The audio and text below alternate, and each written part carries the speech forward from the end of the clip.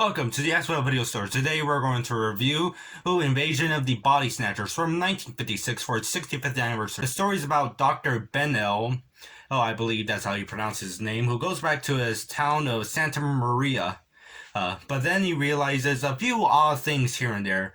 There are people that he recognizes and knows, and also, but they seem different. They look the same, but they feel and appear to be different in a way. And he realizes around the town itself, he finds sea pods and realizes they steal people's souls and make them, and basically take over their bodies while they fall asleep. So now, how he has to figure out how to stop this before it all spreads around and takes over everything. So that's the basic plot of the film. The movie is really great. I did like its story and characters and all that. The acting is very well done, I would say so myself. The performance of Kevin McCarthy is really great, which while in the film I was like thinking, he looks a bit familiar, but then I realized, I looked up his IMDb after watching him. Kevin McCarthy also played a professor in a episode of The Twilight Zone, which is one of my favorite episodes of The Twilight Zone that I saw and all that, which the show was created by Rod Serling. So it's very interesting to see him in another role than in that role per se. The cinematography is well done, but I would say some of the lighting could have been improved, because there is good lighting, I would say so myself. There is good lighting in a few places, but I would say a few of the shots here and there and all of that, not most of it, but a good percentage of it, there's some, like, the lighting is just plain looking. The soundtrack is also very well done. I also like how the film builds suspense and all of that, when throughout the film and all of that, there's people coming to McCarthy's character and all of that, and there's this suspenseful moment where basically you're like, are they going to caught him? Is they're going to catch him? Basically, sort of like that.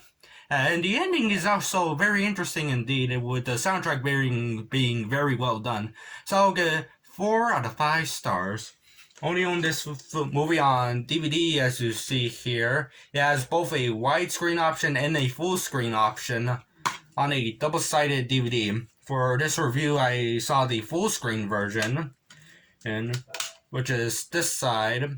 The widescreen version is this side, but the side that contains the widescreen version is scratched, and I was not able to have the time to actually clean it up before I start watching the movie and all that. I mentioned this in one of my movie shopping videos, specifically movie shopping number 26 and all that, where basically I find it strange in the back cover of the DVD itself, it lists the film as 1955, even though it came out in 1956. The film is copyrighted in 1955, judging by the back cover and the legal ramification on the back cover and all that, but it wasn't released in 1955, that's the thing.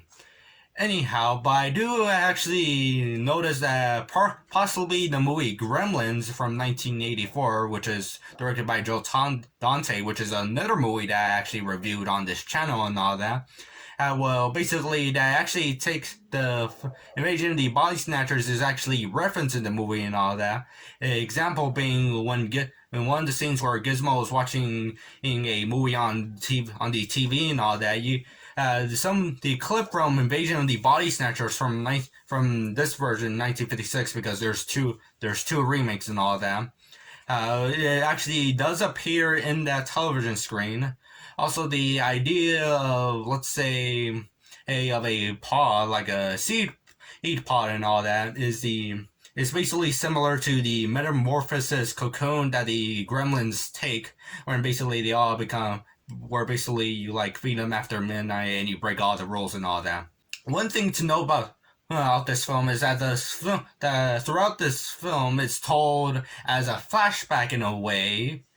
Not entirely of it, mainly in the beginning and ending of the film, it's told to a flashback, not through like certain parts of the film, like if Raymond Burr was talking about the events of Godzilla attacking Tokyo and all that.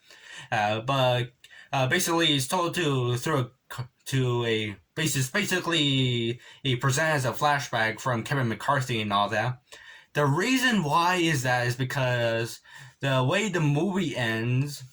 And I'm not going to spoil and all that, but basically, in the scene where basically Kevin McCarthy gives his famous his speech and his famous lines in the movie that everybody recognizes when they see this movie and all that. That was supposed to end from there, because in the final version of the film, which we have on DVD and was released theatrically and all that, basically we cut back to Kevin McCarthy, now present time. I'm like, as in within this movie, finishing retelling his story. But was just supposed to end with his famous lines and his famous speech and all that. The reason why is because I believe the producers or the studio, I'm not sure, but some higher executive was like, we can't end the movie like that. Let's put a epilogue and a monologue there, make the film not end so like that. In any case, but I would say if the movie would have ended like that, it would have been interesting to actually know about it. Hey, but the movie that was also pretty successful in a $400,000 budget and made over like $1.2 million, which is the information provided in the DVD booklet here. Look, it's right here. Fantastic.